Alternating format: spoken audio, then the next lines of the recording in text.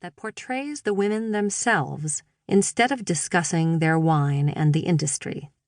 It enters into their homes and their cellars.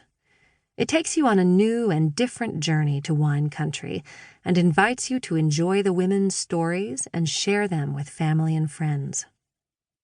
This book is not just for women, but for all people who desire to pursue their dreams, take chances, and create the lives they want to live. However, this book also connects at a very intimate level with the world of wine, but it is not about ratings, scores, competition, techniques, or tasting notes. It is about the true pleasure of wine and what it means to so many of us.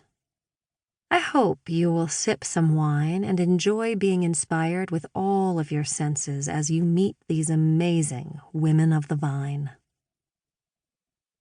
The journey begins. Not so long ago, during a trip to Napa and Sonoma Valley, I was having lunch with Karen Cakebread and a couple of other friends at Mustard's Grill between the towns of Oakville and Yountville in Napa.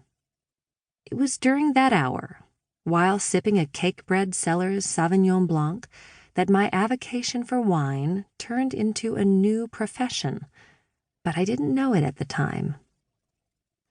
My thirst for knowledge, to understand more about women winemakers and the process of winemaking from their own perspectives, was my driving force to return home to Tappan, New York, and start my own journey into the wine industry. My research began immediately, and I looked into every available source, but I didn't find any books that allowed me to connect with these women and their wines. Amid the interviews, the press releases, and the wine tasting notes, I could find the women's wine styles and their techniques, as well as winery information and brief blurbs about having children or not, but nothing of who these women truly were. I could find nothing to help me identify with them. From that point on, I felt compelled to tell their stories and share their secrets with women and men worldwide. Maybe I identified with them because I too began a career at the end of the 1980s and spent 20-plus years in a male-dominated field. I knew instinctively that there had to be more behind the barrels of wine than just a professional woman who chose this career path, because I knew the struggles, the fears, the disappointments, and the triumphs that I had endured in my career and in my life. I was also curious whether these women were like me, desperately trying to balance work and life, find my purpose, connect with others, and struggle to make tough decisions. Could their lives really be as glitzy and glamorous as the wine magazines made them out to be? To my surprise, I learned more about myself during this journey than I anticipated. Sharing moments with these successful women inspired me to stop doubting myself.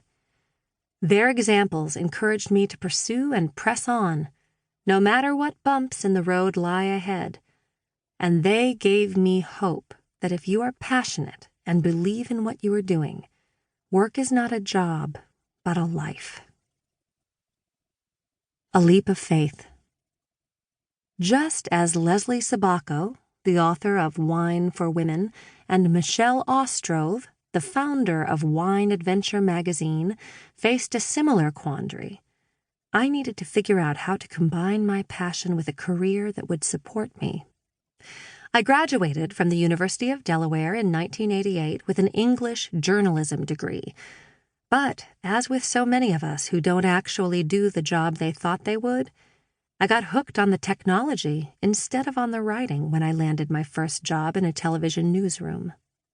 I was intrigued and fascinated with computer technology, and I couldn't get enough of it.